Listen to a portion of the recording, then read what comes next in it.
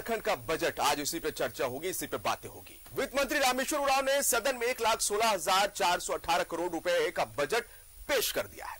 Budget में किसानों के साथ स्वास्थ्य और शिक्षा में विशेष ध्यान दिया गया है। रांची और बोकारो में मेडिकल कॉलेज खोलने का प्रस्ताव है। वहीं आंगनबाड़ी सेविका और सहायिकाओं के मानदेय में 500 और 250 रुपए की वृद्धि की घोषणा की गई है। साथ ही सरकार ने सेविकाओं को स्मार्टफोन देने का ऐलान किया है। पहले इस रिपोर्ट को देखिए, उसके बाद फिर चर्चा को आगे बढ़ाएंगे।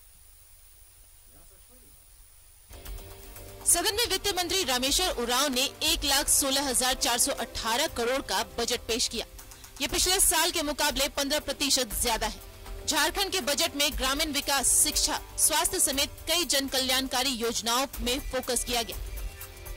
अध्यक्ष महोदय, वर्ष 23-24 में राजस्व व्यय के लिए 84,676 करोड़ रुपए प्रस्तावित है तथा पूंजीगत व्यय अंतर्गत 31,742 करोड़ रुपए का प्रस्ताव है।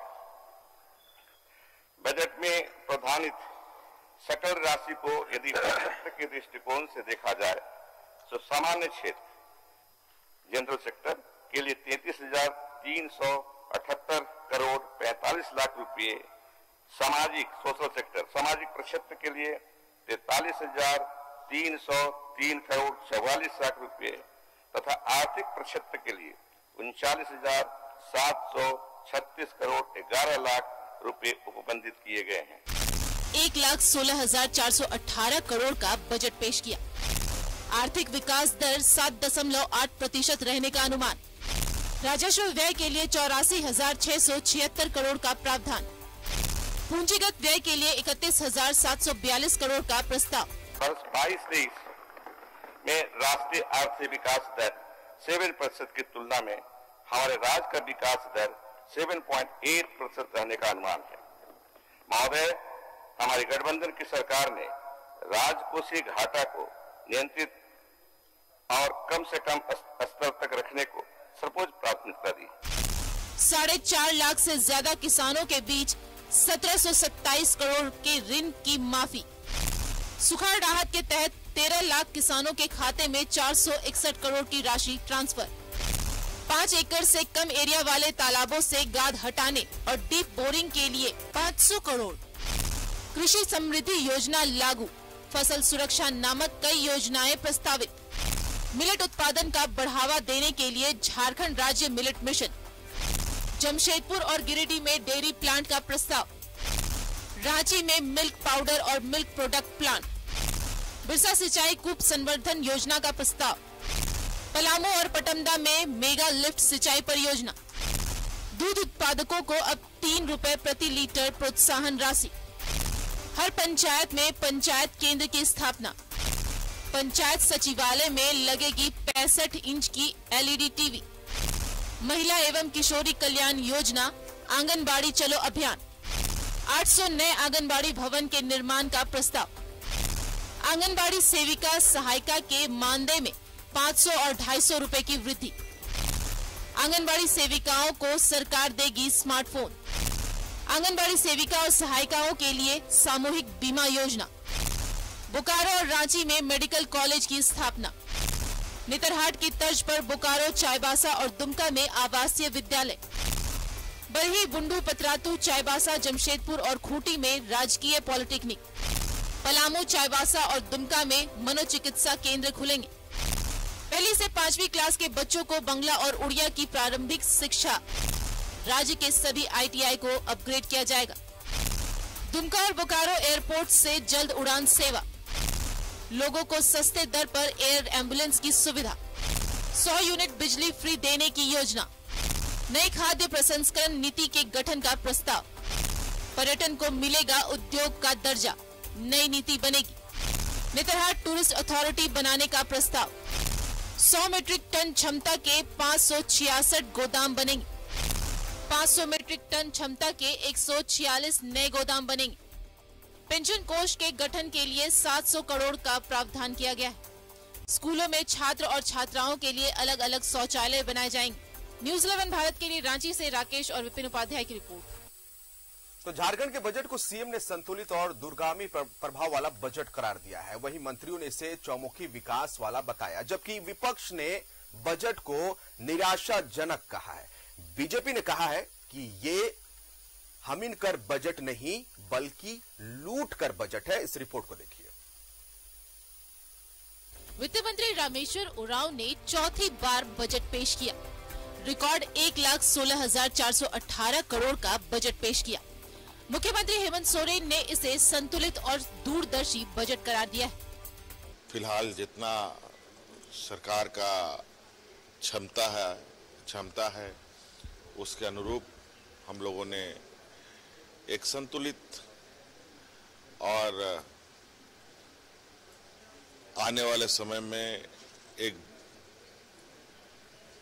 दूरगामी परिणाम आपको दिखेगा।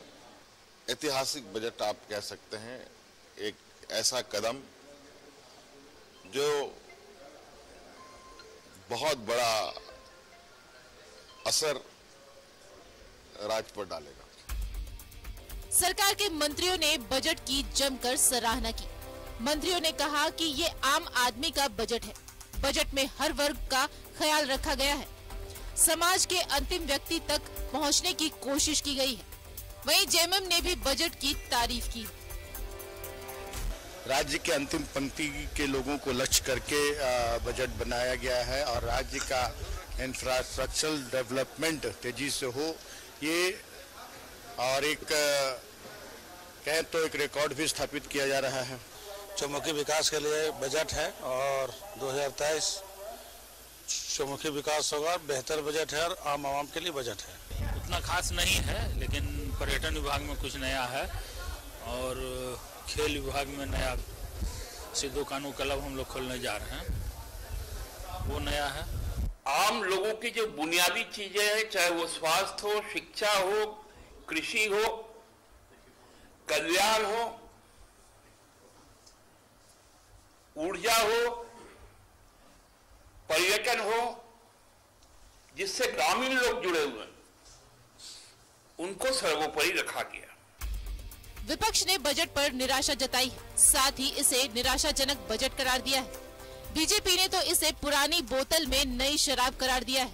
साथ ही कहा है कि ये हमीन कर बजट नहीं है बल्कि लूट कर बजट है।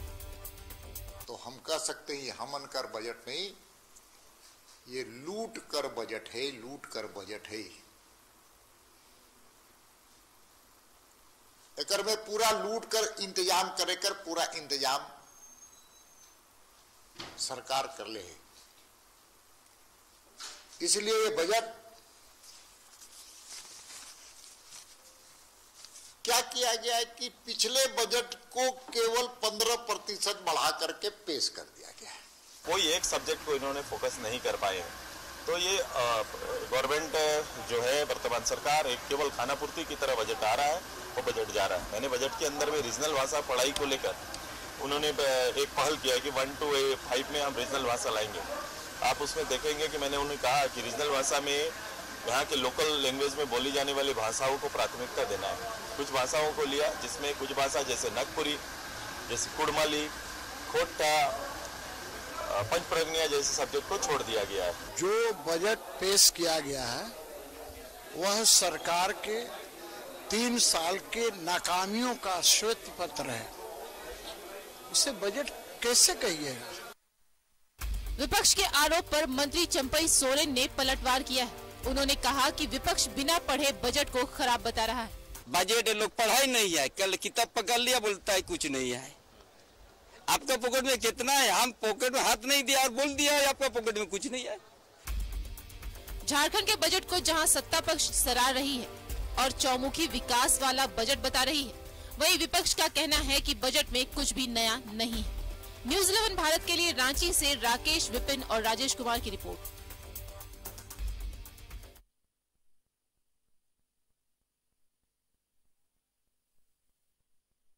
तो 1,16,418 करोड़ रुपए का बजट, साफ तौर पर हम यहां पे कहेंगे कि जो सत्ता पक्ष है वो इस बजट की खूबियों के बारे में बता रहा है कि इसका दूरगामी प्रभाव झारखंड की जनता पर पड़ने वाला, झारखंड का चहुमुखी विकास होने वाला। लेकिन विपक्ष तीखे हमले कर रहा है। विपक्ष का कहना है कि इसमें कुछ भी ऐसा नहीं है नया जिससे आम लोगों को फायदा हो, झारखंड का विकास हो, पुरानी बोतल में नई शराब, ये विपक्ष का कहना। तो सीधे मुद्दे पर आते हैं और सीधे हम इस पर डिस्कशन करेंगे, डिबेट करेंगे अपने मेहमानों के साथ। प्रतुल यादव बीजेपी से प्रवक्ता, बहुत स्वागत है आपका। शमशेर आलम जी कांग्रेस के प्रवक्ता, बहुत स्वागत है आपका। और धीरज दुबे जेएमएम के प्रवक्ता, बहुत स्वागत है आपका। हरीश्वर दयाल अर्थशास्त्री हमारे साथ जुड़ेंगे थोड़ी देर में, उनकी भी राय लेंगे, उनका क्या कहना है इस बजट पर। लेकिन सबसे पहले सीधा रुख करेंगे धीरज दुबे जी का, जेएमएम के प्रवक्ता। धीरज जी, पुरानी बोतल में नई शराब, इस बजट को कहा गया विपक्ष की तरफ से।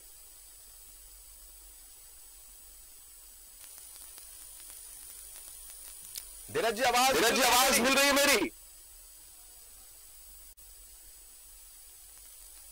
कुछ कम्युनिकेशन में प्रॉब्लम आ रही है। शमशेर आलम जी, पुरानी बोतल में नई शराब, क्या कहेंगे? बहुत बखान किया जा रहा है आपकी तरफ से, सत्ता पक्ष की तरफ से कि इस बजट से ये फायदा होगा, लेकिन विपक्ष तो साफ तौर पर करिए इसमें कुछ भी नया नहीं है। विपक्ष को कुछ दिखाई दे तब न विपक्ष बोले। विपक्ष को जब अपना बजट को पेश करते थे तो उसमें कौन सी नई बात होती थी? आज हमने जो बजट पेश किया है, हमारे माननीय वित्त मंत्री रामेश्वर उरांव जी या हमारी सरकार ने जो बजट पेश किया है, उसको आप देखेंगे कि आम जनता की बजट है, महिलाओं का बजट है, गरीब गुरबाओं का बजट है, राज्य में जो अंतिम व्यक्ति जो हमारा सरकार का और विकास का इंतजार कर रहा है उसका बजट है, पुल पुलिया से लेकर सड़क निर्माण का बजट है। तो मैं ये कह सकता हूँ, वो क्या बोलते हैं नहीं बोलते हैं वो उनकी भावना हो सकती है। हमारी भावना ये है कि ये बजट राज्य के सर्वांगीण विकास के लिए ये अच्छी बजट है और इस बजट पर अक्षर अगर अमल किया गया तो निश्चित तौर पर राज्य का सर्वांगीण विकास संभव है। प्रतुल यादव जी, क्यों मैंने कहा जा रहा है आप लोगों की तरफ से कि ये जो बजट है वो सरकार का 3 साल का नाकामियों का श्वेत पत्र है? जिशान जी, सबसे पहले बजट बड़ा टेक्निकल होता है, तो मैं आपसे थोड़े समय की गुजारिश करूंगा अगर आप परमिट करें जी, क्योंकि बजट के बारे में बताना बहुत जरूरी है। देखिए, हम लोग के नागपुरी में एक कहावत है, जैसन हम घर से निकल ली जे जो मिलक सबके ठग ली। यानी हम जैसे ही घर से निकले, जो मिला रास्ते में हमने सबको ठगने का काम किया। इस बजट में वही है। बजट में आने से पहले मैं इसी राज्य सरकार के जनवरी के द्वारा विभाग वाइज आंकड़ा आपको बता रहा हूं। जनवरी तक, जब वित्तीय वर्ष खत्म होने में सिर्फ 2 महीने बचे हुए थे, 31 मार्च को आपको भी पता है वित्तीय वर्ष खत्म हो जाएगा, किस डिपार्टमेंट ने कितना खर्च किया। और जिशान जी, ये सरकारी आंकड़े हैं। कृषि में सिर्फ 12% खर्च हुआ। आप सोच सकते हैं, रियलिटी चेक, जिस सरकार कहती है आदिवासी मूलवासियों की सरकार है, सिर्फ 12% खर्च हुआ। शिक्षा में 53% खर्च हुआ था जनवरी 31 तक। शहरी विकास में 23.91%, जल संसाधन में 44.54% और अनुसूचित जनजाति कल्याण में 67.1%, पेयजल में 22.09%, खाद्य आपूर्ति में 30.04% और 45,000 स्कूल में अभी भी 6200 स्कूल है जहां परमानेंट टीचर्स नहीं है। 90,000 शिक्षकों के पद खाली है। ये सरकार शिक्षा के बजट को सिर्फ हरा रंग करने में और बच्चों को हरा यूनिफॉर्म देने में व्यर्थ करती है। 64% स्कूली मैदान आज भी स्कूलों के पास नहीं है। 37% स्कूलों के पास अभी भी लाइब्रेरी नहीं है। और जो हर घर नल जल योजना है, जो केंद्र सरकार की बड़ी महत्वाकांक्षी योजना है, 61 लाख फैमिलीज है पूरे झारखंड में, सिर्फ 19 लाख के घर में कनेक्शन है, लेकिन अधिकतर के घर में अभी भी पानी नहीं पहुंचा। मैं बस समाप्त कर रहा हूं कि हम लोगों ने जो मोदी सरकार जी का बजट हुआ करता था, उसमें यूपीए के समय ग्रांट मिलता था 4065 करोड़। हम लोगों ने 22-23 में ग्रांट दिया है 15,400 करोड़। तो आप ये समझ सकते हैं, आदिवासी कल्याण की ये सरकार बात करती है, आदिवासी मूलवासियों की बात करती है। मोदी जी ने 2023-24 में आदिवासी कल्याण का केंद्र का जो बजट था वो 1,19,000 का था। इनका जो यूपीए का अंतिम वर्ष था उसमें 2013-14 में ये सिर्फ 19,000 करोड़ का था। अब मैं लौटता हूं, ये आज का बजट है, इनके द्वारा पेश किया गया डॉक्यूमेंट्स है। देखिए, कहते हैं ना कि बहुत सारे जितने अधिकारी होते हैं बड़ा रिसर्च करके बजट बनाते हैं, लेकिन ये बजट इतना वेग है, इसमें एस्टिमेट्स नहीं है, इसमें सिर्फ योजनाओं का जिक्र है। उन योजनाओं का कार्यान्वयन कब होगा उसका कोई चर्चा नहीं। ये तो लगता है सरकारी घोषणा है, जबकि बजट में सारा चीज दिया जाता है। फंड कहां से आएगा, फंड कहां से जाएगा। देखिए ये कह रहे हैं सौर ऊर्जा आधारित माइक्रो लिफ्ट इरिगेशन पर ये फोकस करेंगे। हमारी सरकार के समय तो ये फ्लैगशिप प्रोजेक्ट था। आप गांव में जाएंगे तो देखेंगे सोलर पंप कितने सक्सेसफुली आज भी चल रहा है, ये रीपैकेज कर रहे हैं। और दूसरा इनका था कि जो मिलेट उत्पादन पर ये फोकस करेंगे, यानी केंद्र सरकार जो कर रही है वो नकल कर रहे हैं। चलिए अच्छी बात है, केंद्र सरकार का अनुसरण कर रहे हैं, लेकिन बजट में ओरिजिनलिटी कहां है। दूसरा बात था, इन्होंने लिखा कि गिरिडीह जमशेदपुर में नए डेयरी प्लांट की स्थापना करेंगे। मदर डेयरी का प्लांट जो हमारी सरकार के कार्यकाल में स्थापित हुआ था, उसका क्या हश्र हुआ इस सरकार में, क्योंकि जो एमओयू हमारी सरकार के समय में थे उस सरकार ने पूरा नहीं किया, ये बताने की जरूरत नहीं है। इन्होंने सिर्फ कहा है कि पटंगा और पलामू मेगा लिफ्ट सिंचाई परियोजना प्रस्तावित है। कब से कब बनेगा, कितना बजटरी एलोकेशन है, कोई चीज का जिक्र नहीं है। दूसरा इन्होंने कहा कि अभी विधवा पुनर्विवाह को प्रोत्साहन करने के लिए राशि देंगे। इनको यह बताना चाहिए कि विधवा पेंशन कितने महीनों से बंद है और कितनी विधवाएं जो ब्लॉक ऑफिसेज हैं उनका दर दर तक ठोकर खा रही है, लेकिन इस सरकार की सुधि नहीं टूट रही, उस पर यह शांत है। आंगनबाड़ी भवन के बारे में यह सरकार जरूर कह रही है कि 800 नए आंगनबाड़ी केंद्र का हम स्थापना करेंगे। यह वाकई में अच्छी घोषणा है। यह अच्छी घोषणा इस कदर है कि जहां कंस्ट्रक्शन होगा, जहां कमीशन का खेल होगा, वहां सरकार का जरूर फोकस होगा। इन्होंने कहा कि आंगनबाड़ी सेविकाओं के और सहायिकाओं का 500 जो मानदेय है और 250 की वृद्धि की जाएगी। ये उन्हीं लोग के मानदेय में सिर्फ 250-500 की वृद्धि कर रहे हैं जिनको परमानेंट करने का आश्वासन देकर सत्ता में आए थे। बस मैं समाप्त कर रहा हूं 30 सेकंड में। और जो अभी ये लोग स्कूलों का फंड था, स्कूलों में सरकार कहती हमने फंड बढ़ाया सिर्फ हरा रंग करने के लिए, सिर्फ हरा पोशाक बदलने के लिए।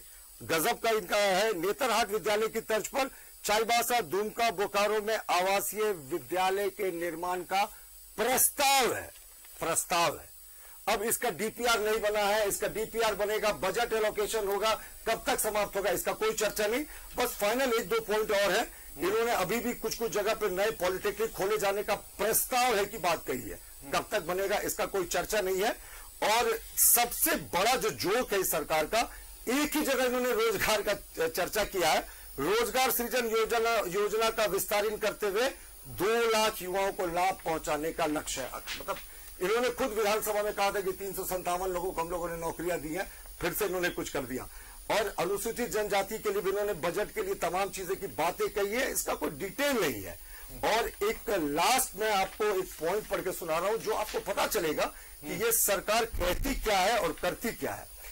सबसे बड़ा जोक है, ये कहते हैं 2023-24 में राज्य सरकार द्वारा आरटीआई पोर्टल विकसित किया जाएगा, यानी राइट टू इंफॉर्मेशन के पोर्टल को विकसित करेंगे। जबकि इस 3 वर्ष के सरकार के कार्यकाल में एक भी इंफॉर्मेशन कमिश्नर की नियुक्ति नहीं हुई है।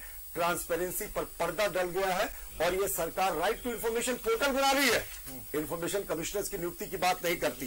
और ये क्या कहते हैं, दुमका बोकारो स्थित हवाई अड्डों में उड़ान प्रारंभ करने का प्रस्ताव है। केंद्र की योजना थी साहब, ये तो 100% सेंट्रल गवर्नमेंट की योजना थी, नागरिक उड्डयन विभाग था, जहां दुमका और बोकारो में जो एयरपोर्ट है उसको ये सरकार अपना क्लेम कर रही है। तेलुघाट विद्युत निगम लिमिटेड के बारे में कहते हैं इसका क्षमता विस्तार करने जा रहे हैं। ये तो क्षमता विस्तार हमारी सरकार के कार्यकाल में शुरू हुआ तब खत्म हो जा रहा है, इसको भी ये क्लेम कर रहे हैं। तो इस सरकार के बजट की यही असलियत है। ठीक है, बड़ा ही टेक्निकल यहाँ पर साउंड कर रहे हैं प्रतुल शाहदेव जी, पूरे कैलकुलेशन के साथ पहुंचे हैं। धीरज दुबे जी, हमारी आवाज आप तक पहुंच रही है?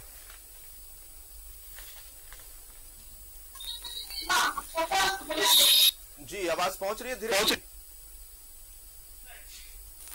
आवाज आ रही है आपको? जी, प्रतुल शाहदेव जो कि अभी अपनी बातों को रख रहे थे, उन्होंने पूरा कैलकुलेशन बताया। कहा कि 12.91% खर्च किया मात्र कृषि विभाग में, पेयजल में लगभग 22% ही खर्च किया, शहरी विकास में तकरीबन 23% ही खर्च किया, 62,000 स्कूल में जो है हजारों शिक्षकों की जगह खाली है, केंद्र की योजनाओं को ही धरातल पर लागू करे, कुछ नया नहीं है, पुरानी योजनाओं को ही ला रहे हैं।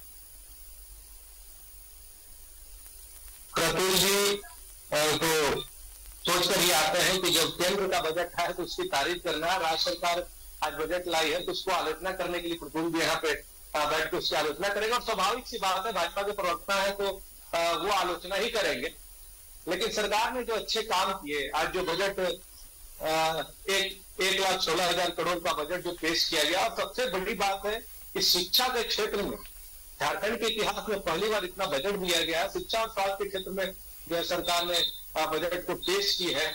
और शिक्षा को अगर सुदृढ़ किया जाए तो मैं आपको बताना चाहूंगा कि अगर एक बच्चा शिक्षित हो गया तो वो अपने बुजुर्ग माँ बाप की जिम्मेदारी और आने वाली पीढ़ी दोनों का निर्वहन अच्छे से करेगा और झारखंड का निर्माण इसी तरह से किया जा सकता है। बाकी जो मूलभूत चीजें हैं उसमें शिक्षा का क्या योगदान है, एक व्यक्ति के जीवन में शिक्षा कितना महत्व रखता है।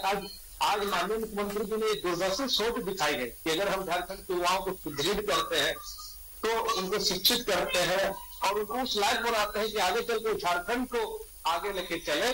तो ये सोच के साथ माननीय मुख्यमंत्री जी आगे बढ़े हैं, इसका सराहना प्रफुल्ल जी को करना चाहिए।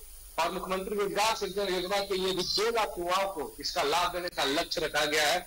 जो हमारे अनुसूचित जाति अनुसूचित जनजाति में छात्राएं रहते थे उनके लिए अब निःशुल्क भोजन की भी व्यवस्था जो है सरकार करने जा रही है। तो ये सारी तमाम योजनाएं जो है झारखंड के हित में और तमाम जाति और वर्ग के लोगों को ध्यान में रखकर जो है इस बजट को पेश किया गया है। तो काफी सराहनीय बजट है राज्य सरकार का, जो आम जनता के हित में और यहाँ तक कि जनता के साथ साथ पत्रकार के सम्मान सुरक्षा योजना को भी लागू करने का प्रावधान इस बजट में किया गया है। तो सरकार ने सभी लोगों का ख्याल अपने इस बजट में रखा है। हरीश्वर दयाल जी भी हमारे साथ जुड़े हुए हैं, अर्थशास्त्री है जाने माने, और निश्चित तौर पर बजट को इन्होंने बहुत ही करीब से आज देखा होगा और समझा होगा बारीकियों से। तो हम चाहेंगे कि हरीश्वर दयाल जी समझाए हमारे दर्शकों को ये बजट किस तरह से झारखंड की जनता के हित में है या फिर इसमें खामियां हैं, कुछ कमियां रह गई हैं।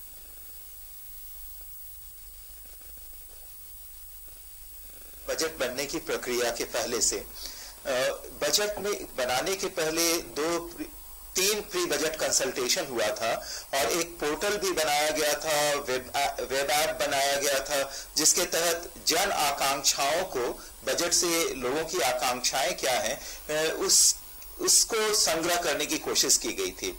और काफी अच्छी तरह से लोगों ने इसको रिसीव किया और काफी सारे सुझाव आए बजट से संबंधित।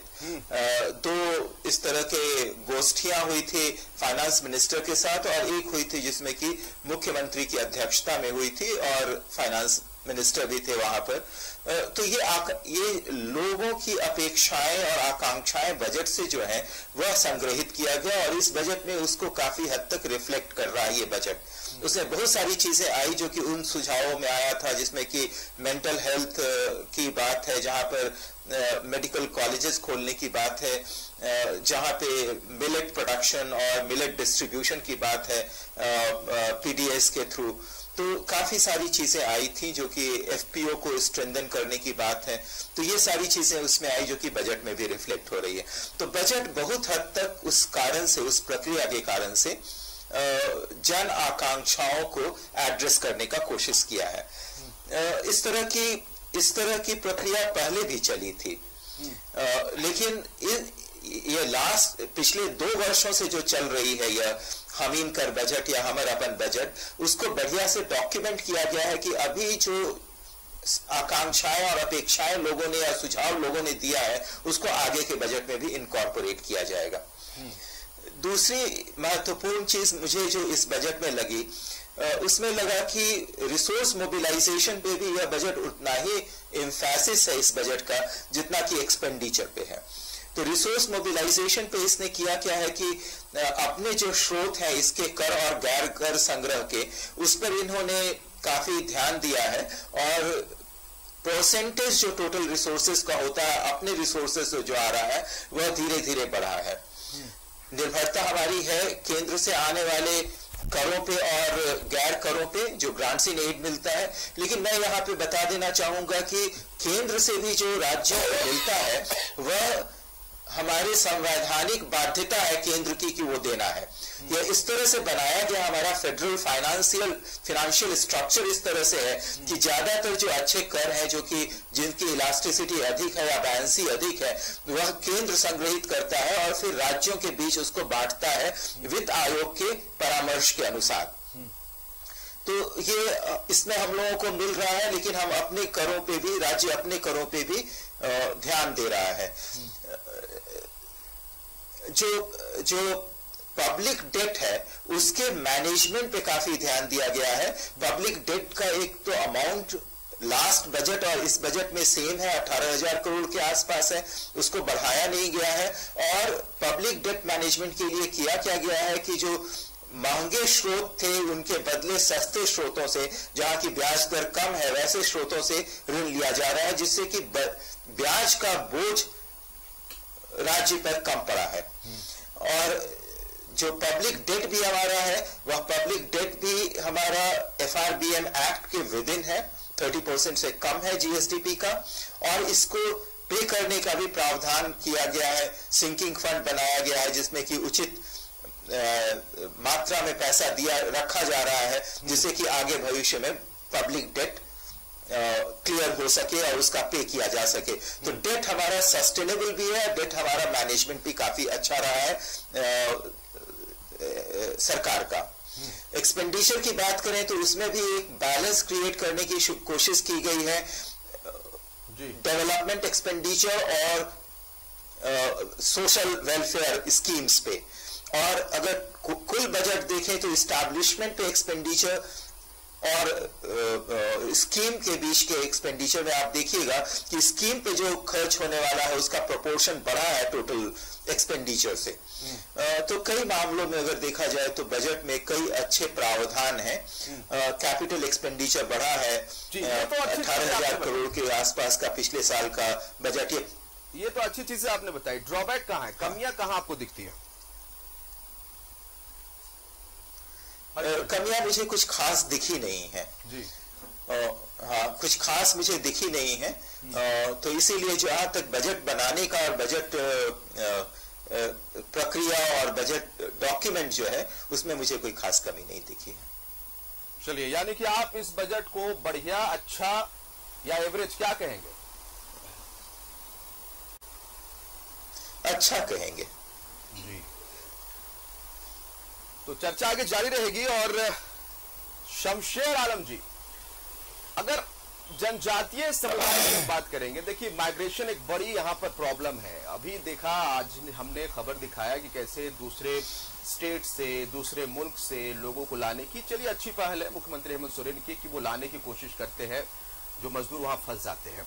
लेकिन बजट के जरिए उन पॉइंट्स को आप बताइए कि कैसे होल्ड हो। यहाँ के जो श्रमिक मजदूर है, यहाँ के जो वैसे नौजवान हैं जो मजबूरी में दूसरे स्टेट्स में जाते हैं, दूसरे राज्यों में जाते हैं काम करने के लिए, उनको यहाँ पर रोजगार मुहैया कराया जा सके। जनजातीय समुदायों की आप बात करते हैं, उनकी बेहतरी के लिए क्या कुछ इस बजट के जरिए आप कर सकते हैं। और खास करके आप एग्रीकल्चर की बात करते हैं, एग्रीकल्चर की ही अगर हम बात करेंगे तो इस बजट के जरिए कैसे, चूंकि झारखंड को आप कहीं ना कहीं कृषि से डिपेंडेंट आप राज्य कह सकते हैं कि एक बड़ी आबादी यहाँ पर डिपेंडेंट है, लेकिन पानी की कमी इस तरह हो जाती है। पिछली बार भी हमने मानसून में देखा, बारिश नहीं हुई, फिर सर्वे आप कराते रहे कि कहाँ सूखा पड़ा, किस तरह से किसानों को मदद करना है, ऋण माफी वगैरह सब आप लेकर आए, लेकिन हम उस स्टेज में ना पहुंचे। उसके लिए क्या कुछ कर सकते हैं?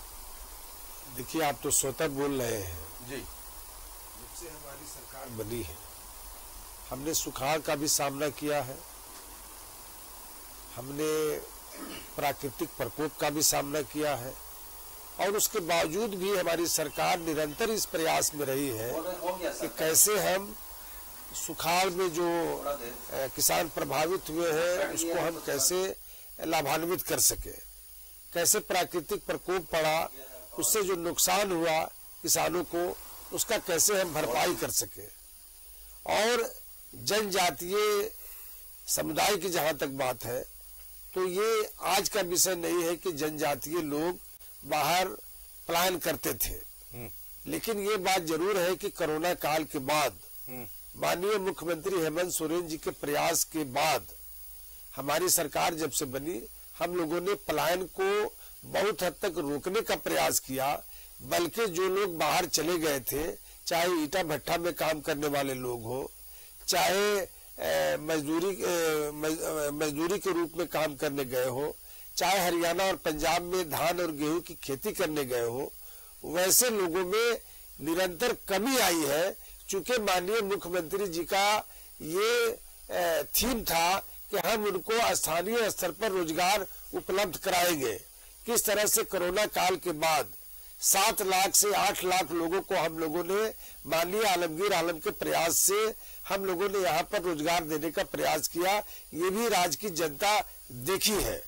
और जहां तक सवाल है कि बजट को लेकर के, तो आपने ईश्वर दयाल जी को खुद सुन रहे थे, जो आर्थिक सलाह ये कहिए कि जानकार भी है आर्थिक विषय के, और उन्होंने स्वतः कहा कि ये एक अच्छा बजट है।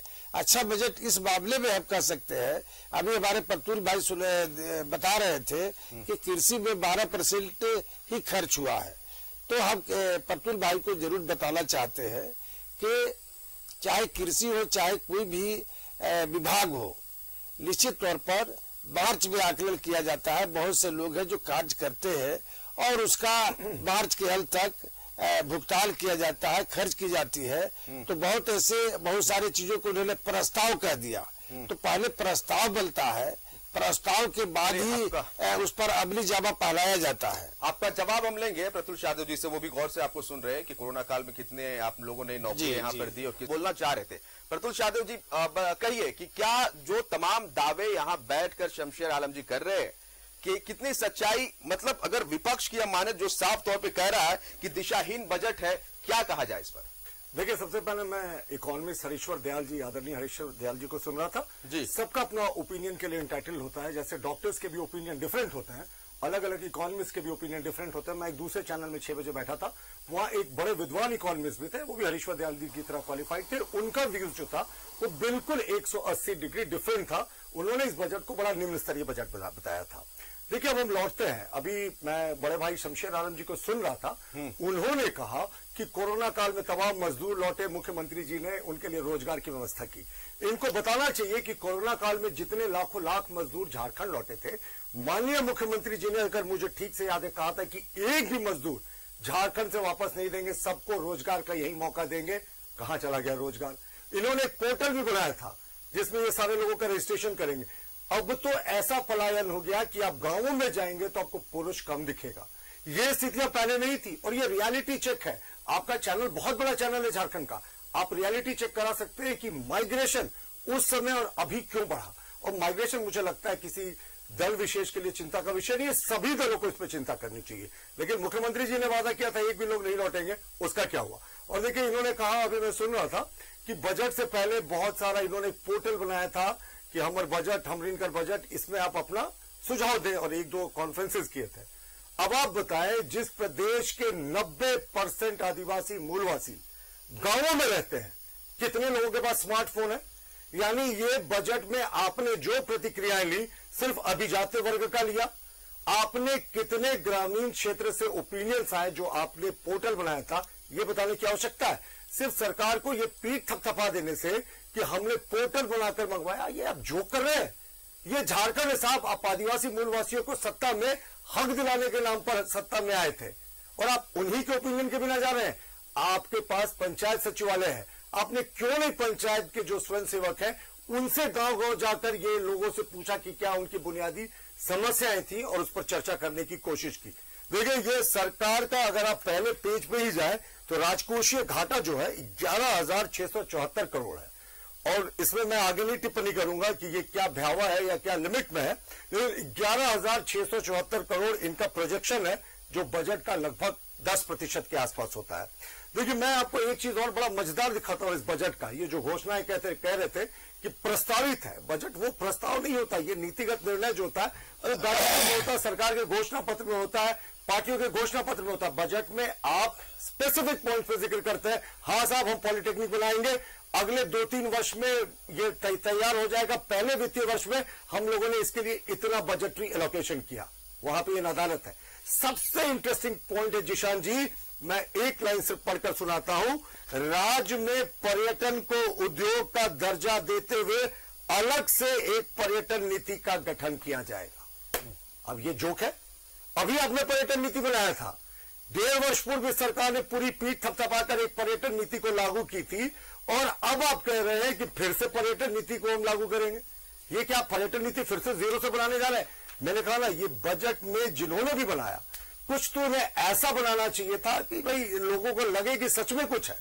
पर जब बैठकर इसमें आप एनालिसिस करेंगे तो ये तो या तो केंद्र की योजनाओं को अपना क्लेम कर रहे हैं, एयरफोर्स को बोकारो और दुमका का अपना क्लेम कर रहे हैं कि भाई ये हमारे प्रयास से शुरू होने जा रहा है, जबकि इन्होंने देवघर एयरपोर्ट की शुरुआत में कितना अड़ंगा लगाया था, ये किसी से छिपा नहीं है। पिछले बजट में इन्होंने एम्स के लिए भी क्रेडिट लेने की कोशिश की थी। तो केंद्र का बजट अलग होता है, राज्य का बजट अलग होता है। राज्य का क्या इसमें अनुदान था? राज्य का कोई अंश था? और देखिए, कृषि की जहां तक बात है ना, तो किसानों को जितना इस सरकार ने ठगा है, किसी ने नहीं ठगा। जिस समय हमारे रघुवर दास जी के नेतृत्व वाली सरकार थी, हम लोगों ने प्रति एकड़ 5,000 रुपए के लिए कृषि आशीर्वाद योजना की शुरुआत की थी, ताकि किसान 5 एकड़ जिनके पास खेत हो, वो 25,000 तक की अनुदान राशि लेकर वो अपनी खेती कर सके। इस सरकार ने आते ही उसे रोक दिया। और कृषि, और आप देखिए ग्रामीण क्षेत्रों में 3 चीज का बड़ा महत्व होता है, कृषि और इरिगेशन और रूरल डेवलपमेंट। टोटल इन तीनों के बजट को जोड़ेंगे तो 14 से 15% के बीच में है पूरे बजट का। तो क्या सरकार का रूरल एरियाज में यही फोकस है? और जो बुनियादी चीजें इन्होंने जितनी चीजें लिखी हैं, इन्होंने कहीं ये नहीं लिखा है कि जो ये फाइनेंशियल प्रोविजन इनको करना है, जो इन्होंने वादा किया था अनुबंध कर्मियों को स्थायी करने का, उसमें इसका जिक्र नहीं। और सबसे बड़ा जोक जिशान जी पता है क्या है? ये जो स्थानीय नीति लेकर आए थे, जो ये नियोजन नीति लेकर आए थे, उसकी इन्होंने चर्चा नहीं की। कैबिनेट ने किस नियोजन नीति को पारित करने की बात कही है? 2016 के पहले की स्थिति, ये सरकार क्या कहती थी? यहां आदिवासी मूलवासियों की सरकार होगी, यहां के स्थानीय लोगों को हक मिलेगा। अब 2016 के पहले की नीति में क्या है? 50% आरक्षण है, 10% इकोनॉमी बैकवर्ड, जो सुप्रीम कोर्ट ने भी जिसे अपहोल्ड किया, ईडब्ल्यूएस के आरक्षण को जोड़ेंगे तो 60% आरक्षण, यानी 3rd और 4th ग्रेड की नौकरियों को भी आपने 40% जो बचा है चपरासी प्यून कलर की पूरे देश के लिए खोल दी। भाई यही आप झारखंडियत की बात करते हैं? यही आदिवासी मूलवासियों को सम्मान देने वाली सरकार है? नीति पर हम पूछेंगे सवाल शमशेर आलम जी से, लेकिन थोड़ा सा हरीश्वर दयाल अर्थशास्त्री जो हमारे साथ है उनका रुख कर लेते हैं। हरीश्वर दयाल जी, साफ तौर पर यहाँ पर प्रतुल शाहदेव का कहना है कि रूरल डेवलपमेंट के, चूंकि झारखंड गांव का एक राज्य है, बड़ी आबादी गांव में, प्रखंडों में निवास करती है, लेकिन रूरल डेवलपमेंट के लिए कुछ खास इस बजट में नहीं किया गया। आपने क्या स्टडी किया, क्या पाया? हरीश्वर दयाल जी। देखिए, रूरल एरिया में अगर आप देखें तो मुख्य व्यवसाय वहाँ कृषि और कृषि आश्रित व्यवसाय हैं, तो दोनों के लिए इसमें प्रावधान है इस बजट में। जैसे कृषि क्षेत्र के विकास के लिए वहाँ उनकी सबसे बड़ी समस्या है वह सिंचाई की है। तो जितने तालाब है उनका गाद निकालने का कार्य, डिसिल्टेशन का वर्क, यह इसका प्रावधान है वहां पर। और अगर यह होता है तो सिंचाई सुविधा अगर हो जाएगी किसानों को, तो बहु फसलीय खेती वो कर सकेंगे और अपने जो वर्षा पे उनका आश्रित जो है, वह वर्षा पे उनका आश्रित होना कम हो जाएगा और स्टेबिलाईज करेगा जो एग्रीकल्चर प्रोडक्शन है। उत्पादकता भी बढ़ेगी, आय भी बढ़ेगी। दूसरा, अगर आप देखें तो यहाँ पर डेयरिंग का कोई बहुत बड़ा कल्चर नहीं रहा है यहाँ पर, तो उसको भी प्रमोट करने की कोशिश की गई है। पशुधन योजना के तहत पशु व्यवसाय में लोगों को लगाने का भी प्रयास किया कि जो एक सप्लीमेंट्री इनकम हो सकेगा और किसानों का इनकम बढ़ सकेगा। तो प्रयास है, मुझे लगता है प्रयास है, यानी कि रूरल डेवलपमेंट के लिए प्रयास है। मैं सिर्फ एक लाइन कहना चाहूंगा, अगर आप दोनों बजट को जोड़ दे, कृषि और मैंने कहा इरिगेशन का, तो जो मुख्य रूप से जो हरीश्वर दयाल जी भी एग्री कर रहे हैं, 14% से 15%, यही आपका ग्रामीण एरियाज में फोकस है। और पशुधन योजना तो पहले से चल रही थी। तो सरकार ने कौन से नए इनोवेटिव आइडियाज निकाले हैं जो समाज के अंतिम पायदान पर खड़ा आदिवासी मूलवासी को इसका बेनिफिट हो, ये इनको बताना चाहिए। और ये जो बजट की जो बार बार जो रीपैकेजिंग की बात करते हैं, मुझे इसमें कुछ नयापन अगर दिख रहा हो शमशेर आलम जी को तो बताएं। और जिस तरह की ये बातें कर रहे हैं, सिर्फ ये नीतिगत घोषणा कर रहे हैं, यानी छलावा। हमने कहा ना कि हम घर से निकले, जो मिला उसको हमने ठगा। छलावा। शमशेर आलम जी बार बार इस वर्ड को ना रिपीट कर रहे हैं प्रतुल शाहदेव जी की घर से निकला, जो मिले उनको ठग दिया। ये महज एक छलावा है। देखिए, प्रतुल सहदेव जी बाग दिखाना, यूं कहे। प्रतुल सहदेव जी जिस तरह का वक्तव्य दे रहे हैं, उनको हमारी हर चीज छलावा लगेगी, चूंकि हम हकीकत में हैं और प्रतुल जी के हर झूठ को जनता सच मानती है, हम लोग नहीं मानते हैं, ये भी इनको स्वीकार करना चाहिए। जहाँ तक कृषि को लेकर के है, कृषि को लेकर के है, जनता के आपने ईश्वर दयाल जी, आपने जनता के बारे में क्यों कहा शमशेर जी कि जनता मेरे हर झूठ को सच मानती है? आप जनता के इंटेलेक्चुअल लेवल में मैं तो कह रहा हूँ प्रयोग ना करें कि आप लगातार झूठ का आईना दिखाते हैं।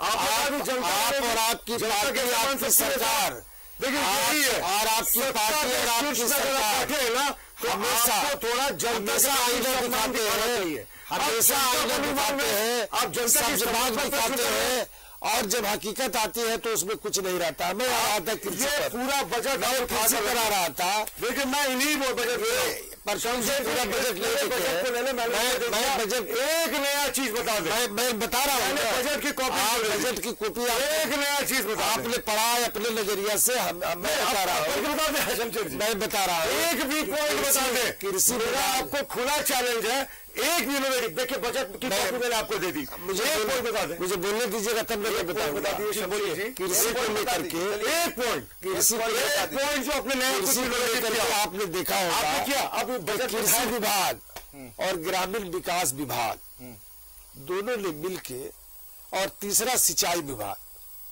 इन लोगों ने जिस तरह से डोभा बनाया सिंचाई को लेकर के, बहुत बड़ा प्रोपगंडा किया भारतीय जनता पार्टी की पूर्व की सरकारों ने कि डोभा डोभा डोभा डोभा बहुत ही डोभा से सिंचाई मॉडल था। अच्छा, बड़ी सरकार के अधिकारियों और डोभा से हमें सिंचाई उस डोभा का असर क्या हुआ, मेंटेनेंस का असर क्या हुआ, आज अपना लोगों ने करोड़ों रुपए का काम किया। आपकी भारतीय जनता पार्टी के नेता जो डोभा के लाभ पर घर बोलने का काम किया, डोभा के लाभ पर लूटने का प्रयास, वापस लूटने का काम किया, आप यही राज डोभा करेंगे। ये देखिए मैंने कॉपी दी थी बजट की इनको, लेकिन बजट में एक पॉइंट मैं अरे सुनिए उठाने के लिए आप सुनिएगा तब ना, एक डोभा का भ्रष्टाचार बजट में एक डोभा का भ्रष्टाचार बता रहा हूँ तब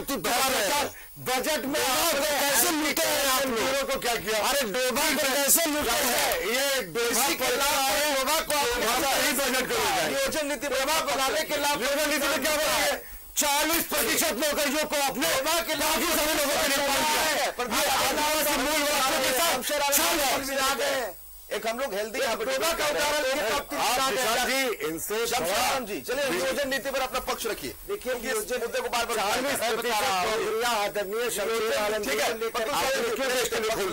नियोजन नीति को लेकर के हमारी सरकार की बलसा साफ है, कैबिनेट से पास हो गया, 40% नौकरियों में बाहर के सारे लोग पार्टिसिपेट करेंगे, थर्ड और फोर्थ ग्रेड में। अब आप कहा कह रहे साफ है, आपकी तो मंशा में खोट है, आपको 100% आदिवासी मूलवासी को देने की बात करते थे। शमशेर आलम जी को पूरा वाक्य पूरा किसान जी इनसे जरूर पूछना चाहिए, 100% आदिवासी मूलवासियों को थर्ड ग्रेड फोर्थ ग्रेड यानी चपरासी क्लर्क की नौकरी देने की ये बात करते थे। इनके कैबिनेट ने जो नीति पारित की 2016 के पहले की 40% नियुक्तियां जो है वो पूरे देश के लिए खोल दी। मुझे कोई इसमें आपत्ति नहीं अगर आप ये सेकंड और फोर्थ ग्रेड में करें, लेकिन थर्ड और फोर्थ ग्रेड की नौकरियों में तो यहाँ के लोगों का हक है।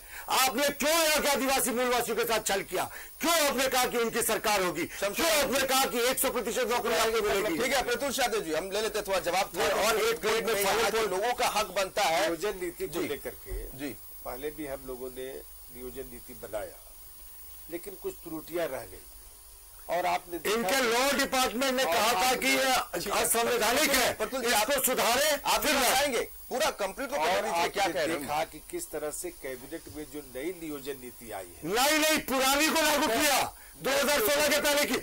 तथ्यों को जान लीजिए, 40% नौकरियां आपने सबके लिए खोल दी, ये कहाँ का रियलिटी है आप बताइए ना। आपकी नियोजन नीति क्यों आपने 60% के बाद आएंगे प्रतुल जी, आपके पास आएंगे, उनको नहीं नियोजन नीति क्या है, प्रतुल जी को क्यों आप गुस्सा क्या कह रहे थे,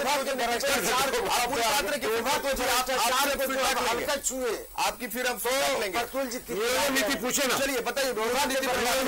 हमने कहा एक चीज झारखंड में रहने वाले युवाओं को यहाँ 3rd ग्रेड 4th ग्रेड में नौकरी करने का वही पर आ रहा क्या किया जा रहा कि जो कल कैबिनेट से नियोजन नीति, जो मैंने पहले भी कहा कि कुछ त्रुटियां रह गई थी, जैसे कि हमारा बच्चा अगर बाहर रह रहा है और बाहर से मैट्रिक किया है तो यहाँ पर हम उसको, आपने देखा कि उस प्रावधान पर जब पूरा ये हुआ तो उसको हटाया गया। फिर से भाषा को लेकर के भी ये सिर्फ एक प्रश्न, भाषा उर्दू को क्षेत्रीय जनजातीय भाषा में जोड़ा था, हिंदी को बाहर किया था, उस समय सरकार का ध्यान नहीं गया। अभी 40% नौकरियों आपने सबके लिए क्यों खोल दिया? अरे आपको आदिवासी मूलवासियों के लिए बोलते थे सरकार होगी, उर्दू का 40% नौकरियां गई। हमारे रघुवर दास के नेतृत्व वाली सरकार ने 10 वर्षों तक सभी जिलों में 100% रिजर्वेशन दिया था। ये बताओ क्यों चिंता है कि उर्दू कैसे आपने उर्दू पे फिर आ गए? बिल्कुल उर्दू कैसे आएगा? उर्दू तो हिंदी क्यों नहीं करके आपको, हमें उर्दू पे कोई आपत्ति नहीं। अगर आप हिंदी को बाहर करके उर्दू को लाएंगे, पारदर्शी सरकार है। अब हिंदी को भी इतराई बात देते हैं जी, को भी प्रश्न है, प्रफुल्ल जी को भी इतराई बात देते हैं, लेकिन उर्दू को लेकर आप बात नहीं हुई है। आपका आइडियोलॉजी है उर्दू के खिलाफ। नीति में थोड़ा सा चीजों को साफ कर दिए, क्योंकि ये बार बार जो है निकल कर सामने आ रहा है। हमारी सरकार ने कल कैबिनेट में, मैं तो वहीं पर आ रहा हूँ, बीच में प्रफुल्ल जी ये करके आपको दूसरी तरफ ले जा रहे हैं। मैंने यही कहा कि आपने देखा कि जो भी त्रुटियां रही है नियोजन नीति में, चाहे 1, 2, 3 जो भी त्रुटियां रही हो, हमारी सरकार ये मान रहे हैं कि इन्हीं की सरकार में त्रुटियां थी। हमारी सरकार की अगर नियत साफ है तो हम लोगों ने कल 40% नौकरियों को खोल दिया, कैबिनेट में आदिवासी मूलवासियों को छीन लिया। यही आपकी सरकार की हकीकत है। आपने 40% 3rd और 4th ग्रेड की नौकरियों से आदिवासियों खोल दिया। सुबत बहाइए जब बात करते थे आदिवासी पर क्यों सुबत बहाइए? आदिवासी पास कोई जवाब नहीं है। अगर जवाब ये बता दे, सरकार ने सबके लिए नौकरियों के द्वार खोल दिया। जोहार यात्रा से लेकर समाधान यात्रा, मुख्यमंत्री जोहार यात्रा का आदिवासी लागू नहीं हुआ। आपके तलवार से तो सारा चीज जा चुका है। देखिए तलवार, ये ऐसे शब्दों का प्रयोग मैं बता रहा हूँ नहीं करे। शमशेर जी, सिर्फ आपसे बड़ा विनम्रता से मैं सही कह रहा हूँ। शमशेर जी, आपके 10 सेकंड में एक प्रश्न, आपके नीचे से चुकी है। ये बोलो शमशेर जी, 40% नौकरियों को अपने सारे लोगों के लिए खोल दिया, आदिवासी मूलवासियों से क्यों छीन लिया? आदिवासी मूलवासी को ठग रहे थे, कौन ठग रहा? सोरेन जो आप लोगों को औकात बताने का डुप्लीकेट में आदिवासी होता है क्या? हेमंत सोरेन है। आप आदिवासियों का अपमान करें, डुप्लीकेट आदिवासी में होता है क्या? ओरिजिनल क्या होता है, डुप्लीकेट होता है? लोगों को रोकेंगे, आप दोनों को थोड़ा रोकेंगे। प्रतुल शाहदेव जी और शमशेर राम जी, थोड़ा सा आप लोग चील कीजिए, क्योंकि आप हरीश्वर दयाल जी के पास चलते हैं। हरीश्वर दयाल जी, अब मुद्दा वही था और उस पर भी बात हो रही थी कि झारखंड के लोगों को 3rd और 4th ग्रेड में यहाँ पर नौकरियां मिलनी चाहिए। झारखंड में रोजगार के लिए इस बजट में जो प्रावधान किया गया, क्या वो काफी है, क्या वो सफिशिएंट है?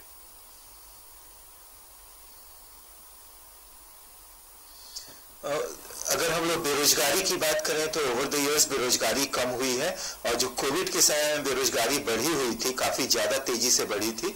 2 तरह से बेरोजगारी हम लोग नापते हैं कि यूजुअल स्टेटस है और दूसरा करंट वीकली स्टेटस है। तो यूजुअल स्टेटस बेरोजगारी लगातार कम होती रही है, क्योंकि पूरे साल का 365 दिनों के अंदर की रोजगार को उसमें काउंट किया जाता है। करंट वीकली स्टेटस अनएम्प्लॉयमेंट काफी तेजी से बढ़ा था कोरोना की अवधि में, खास करके फर्स्ट वेव जो उसका था उसमें काफी तेजी से बढ़ा था, और वह फर्स्ट वेव के सबसाइड करने के बाद जुलाई 2020 से उसमें कमी आना शुरू हो गया था। लेकिन फिर सेकेंड वेव आने के बाद वो बढ़ा, लेकिन उतना तेज नहीं बढ़ा था, लेकिन वह भी फिर सेकेंड वेव के खत्म होने के साथ साथ कम हो गया था। सेकेंड वेव में अनएम्प्लॉयमेंट उतना नहीं बढ़ा था, उसका कारण था कि बहुत सारे लोगों ने, बहुत सारे सेक्टर्स ने सीख लिया था कि कैसे हम लोग सोशल डिस्टेंसिंग के साथ भी काम कर सकते हैं, और एडजस्ट किया था उसके साथ।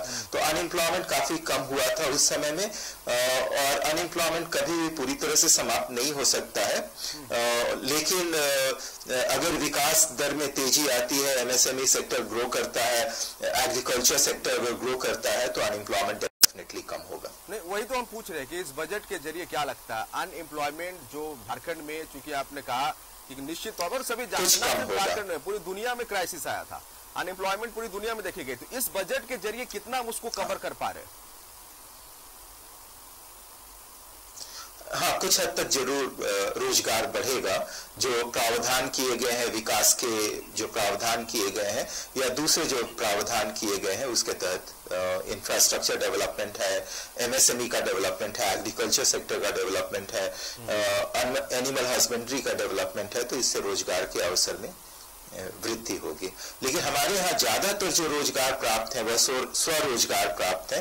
तो यही सबसे बड़ा सेक्टर है जो कि लेबर को ऑब्जॉर्ब कर रहा है। जो रेगुलर वेज सैलरीड एम्प्लॉई है वो काफी कम है उनका परसेंटेज, तो उसकी मैं नहीं बात कर रहा हूं, लेकिन सेल्फ एम्प्लॉयमेंट के अपॉर्चुनिटीज काफी बढ़ेंगे। चलिए प्रतुल जी, शास्त्री जी का कहना है कि यहाँ पर रोजगार के अवसर इस बजट से बढ़ते हुए दिखाई दे रहे हैं। देखिए, देखने में मैंने कहा ना, सबका अपना ओपिनियन होता है और डाइवर्जेंट ओपिनियन ही हमारे डेमोक्रेसी की ब्यूटी होती है। हाँ, इस सरकार ने कितना रोजगार दिया तो इन्होंने खुद विधानसभा में स्वीकार किया कि पिछले 3 वर्षों में 357 सरकारी पदों पर इन्होंने नियुक्तियां दी, जबकि 15 लाख नियुक्तियां देने की बात थी। देखिए, अगर इस सरकार ने एंटी करप्शन ब्यूरो को, इंफॉर्मेशन आयोग को, सूचना आयोग को और लोकायुक्त जैसी संस्थाओं को मजबूत करने का कार्य किया होता, लोकायुक्त की नियुक्ति आज तक नहीं हुई। इस सरकार के कार्यकाल में पिछले लोकायुक्त जी के आकस्मिक निधन के बाद इंफॉर्मेशन कमिश्नर पिछले 3 वर्षों से एक भी नहीं है। अंतिम जो इंफॉर्मेशन कमिश्नर थे उनकी सेवानिवृत्ति के बाद, और जो एंटी करप्शन ब्यूरो है वो भी पूरी तरह स्वतंत्र नहीं है। और इसके पीछे का रीजन क्या पता है जिशान जी? ये वीरेंद्र राम जैसे धन पशु जो है ना, उसको ये सरकार बढ़ावा देती है। आपने वीरेंद्र राम के खिलाफ जो हमारी सरकार में नवंबर 2019 में रेड हुआ था, उसके बाद जो पी दर्ज करने की एंटी करप्शन ब्यूरो ने उनसे सहमति मांगी थी सरकार ने, उसे 3 वर्षों तक दबा के रखा। एक बड़े मंत्री के बारे में आरोप लगा कि उन्होंने तो वीरेंद्र राम को सुरक्षा प्रदान करने के लिए बॉडीगार्ड लिखने के लिए बबशिट लिखा, यानी जो राजकीय सुरक्षा के तहत अब इनसे भ्रष्टाचार कराया जा रहा। और विभागीय शमशेर जी, विभागीय मंत्री जी पर भी आपका आरोप है कि विभागीय मंत्री जी के नाक तले भ्रष्टाचार होता रहा, उसके खिलाफ इन्होंने कार्रवाई नहीं की। वीरेंद्र राम हमारे सरकार के कार्यकाल में रेड हुआ, लेकिन आपकी सरकार ने एफआईआर दर्ज करने की अनुमति नहीं दी। माननीय मंत्री जी लगातार विभाग के मंत्री थे, 125 करोड़ की संपत्ति बनानी माननीय मंत्री जी को पता ही नहीं। माननीय मंत्री जी के सभी तथाकथित करीबी थे, वो लाभान्वित हो गए। आपने एफआईआर दर्ज करने की अनुमति क्यों नहीं दी? 3 वर्षों तक क्यों फाइल को दबाया? आपने क्यों से बॉडीगार्ड नहीं करना चाह सके? आपके विभागीय मंत्री इस मुद्दे पर चुप क्यों है? आपके विभागीय मंत्री को जवाब देना चाहिए।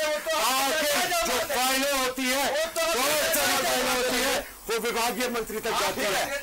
देखिए, अगर विभागीय मंत्री के खिलाफ हमारे सरकार में उनके खिलाफ रेड हुआ और एफआईआर दर्ज करने पे आप 3 वर्ष तक कुंडली मारकर बैठे रहे, तो क्यों बैठे रहे आप? अगर आपको लगता था वो दागी अफसर तो क्यों नहीं हटाया आपने क्यों उनको बॉडीगार्ड देने की अनुशंसा की? और सिर्फ एक बड़े मंत्री के इशारे पे पूरा खेल होता रहा और पूरी की पूरी सरकार नतमस्तक रही। यही सरकार की रियलिटी चेक है।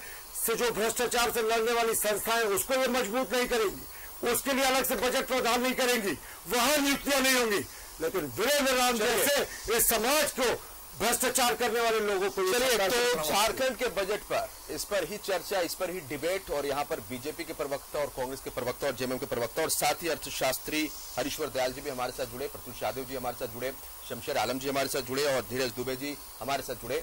बीजेपी ने कहा कि ये जो बजट है ये बस पुरानी योजनाओं को ही फिर से रिपीट किया जा रहा है, केंद्र की योजनाओं को रिपीट किया जा रहा है, इसमें कुछ भी खास नहीं है, पुरानी बोतल में नई शराब कहा, और इससे कोई खास फायदा झारखंड को होता नहीं दिख रहा। ये बीजेपी का पक्ष था। तो सत्ता पक्ष के लोगों ने कहा कि इसका पूरा फायदा दिखेगा, क्योंकि इस बजट ने आने वाले दिनों में इसके चौमुखी विकास, बहुमुखी विकास झारखंड के होंगे और इसका फायदा दिखेगा। तो चलिए, अपने अपने तमाम दावे हैं, लेकिन हम बस ये चाहते हैं एक जिम्मेवार न्यूज चैनल होने के नाते कि जो कुछ भी एक रोड मैप तैयार किया गया इस बजट के माध्यम से, पूरा उसका खर्च झारखंड की जनता के हित के लिए हो, ताकि झारखंड की जनता लाभान्वित हो, और कहीं अगर कमियां रह गई हैं, कहीं अगर त्रुटियां रह गई हैं, उसको एनालिसिस करके, डिस्कशन करके, बहुत विद्वान लोग भी यहां पर है, उनसे चर्चा करके कि और किन सेक्टरों को हम बढ़ावा दे सकते हैं, किन सेक्टरों में काम कर सकते हैं, और जो माइग्रेशन एक बड़ी समस्या यहां रही उसको कैसे हम लोग रोक सकते हैं, रोजगार कैसे हम यहां पैदा कर सकते हैं। खनिज संपदा से भरा पूरा झारखंड है, किस तरह से हम उसका इस्तेमाल झारखंड के विकास के लिए कर सकते हैं। सभी को मिलकर सोचना पड़ेगा, सत्ता पक्ष विपक्ष सभी को मिलकर सोचना पड़ेगा। और हम न्यूज चैनल वाले भी इस ओर ध्यान लगा के रखेंगे कि कहां कमियां रह गई और किन क्षेत्रों में काम करने की जरूरत है। बहुत बहुत शुक्रिया फिलहाल आप सभी लोगों का।